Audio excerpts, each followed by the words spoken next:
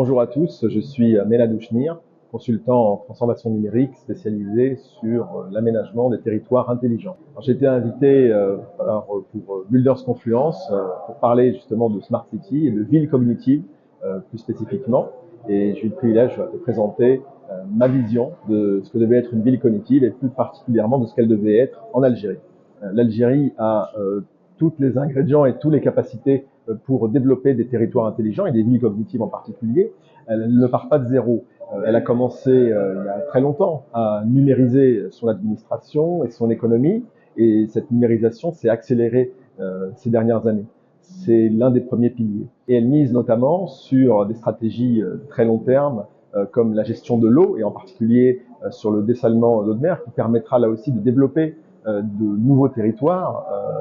sur le pays, et plus spécifiquement aussi sur l'émergence d'un écosystème. Je pense notamment aux startups, mais aussi à celui des grands opérateurs qui, du fait de leur collaboration, notamment grâce à l'open innovation, pourront à terme permettre l'émergence de ces territoires intelligents et de ces villes cognitives, tout ça en s'appuyant sur le cadre légal et réglementaire qui s'est développé notamment autour de l'intelligence artificielle en Algérie, ce qui permettra d'en tirer le meilleur parti, que ce soit pour la population, pour les entreprises, pour les opérateurs, pour l'État ou les collectivités locales. Les villes cognitives, en plus d'être des territoires qui permettent d'anticiper les besoins de la population, sont aussi des territoires qui ont pour valeur ajoutée de préserver les écosystèmes naturels existants et plus généralement d'avoir une dimension très importante orientée sur le développement durable.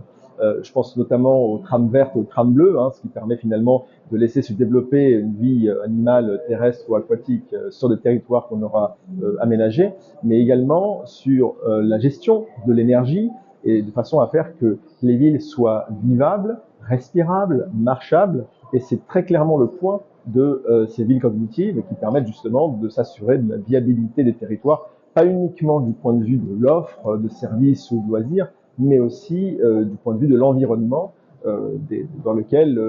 les personnes qu'elles abritent évolueront sur des années. Sur les difficultés qui sont habituellement rencontrées d'ailleurs dans tous ces projets, pas spécifiquement en Algérie, c'est d'abord l'éducation de l'écosystème. On ne se lève pas un matin en disant « tiens, je vais faire une ville cognitive pour le plaisir ». Il faut comprendre d'abord pourquoi est-ce qu'il faut le faire et quel intérêt de le faire. Deuxième élément, c'est de mettre autour de la table tous les acteurs. Et parfois, on ne se rend pas compte qu'il y a une très grande diversité d'acteurs qui est nécessaire pour faire émerger ce genre de projet, des acteurs économiques, des acteurs politiques, mais aussi des acteurs sociaux, des acteurs de terrain et la population elle-même. Et selon moi, la vraie difficulté, c'est de pouvoir avoir des moments où il y a des concertations importantes et ensuite, naturellement, faire face à tout le processus légal et réglementaire pour aussi créer un cadre dans lequel tous les opérateurs concernés pourront naturellement exercer et dans des délais normaux et pas sur trop longtemps, puisque le temps ne joue pas toujours en notre faveur. Parmi les projets auxquels j'ai eu le plaisir de contribuer sur la transformation numérique des territoires, j'ai beaucoup œuvré sur la numérisation des administrations qui permettait là aussi, en plus de faciliter le travail finalement des agents au quotidien, et d'aller plus vite dans la décision, plus vite dans le service et plus vite dans les réponses apportées aux usagers, que ce soit des citoyens ou des entreprises. Et ça a permis, à bien des égards, d'accélérer l'exécution de grands projets, et notamment des projets d'aménagement numérique qui, à moyen long terme, ont apporté une vraie valeur à la qualité de vie des habitants. Ça fait partie des sujets où j'ai été ravi de contribuer. D'autres sujets plus terre à terre et très spécifiques à l'aménagement, étant le déploiement, par exemple, des infrastructures de télécommunications sur le territoire, puisque on peut avoir autant d'entreprises ou d'opérateurs bien intentionnés, si on n'arrive pas à les relier effectivement à Internet et à la fibre et au très haut débit, là où l'Algérie investit énormément, on l'a vu aussi récemment sur la 5G, c'est selon moi aussi des projets qui sont